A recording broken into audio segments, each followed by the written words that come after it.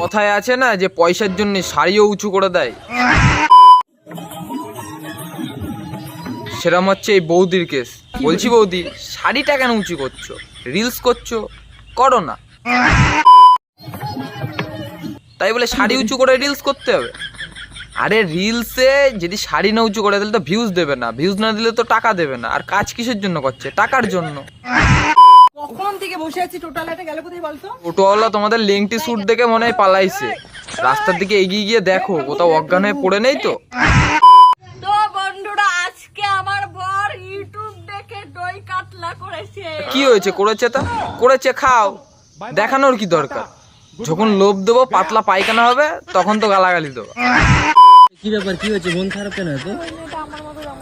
না না না না, বুঝলাম না, তোমার মতন কি পড়েছে? কি ব্যাপার, কি হয়েছে? মন খারাপ কেন এত? মিশোতে জামা কিনে বলছে আমার মতন জামা আর একজনা পড়েছে। পার্সোনাল ডিজাইন করে তৈরি করেছিলে নাকি নাকি তোমার কপি করেছে? মিশোতে কিনে আবার বড় বড় ডায়লগ দিচ্ছ, এ কি সিন!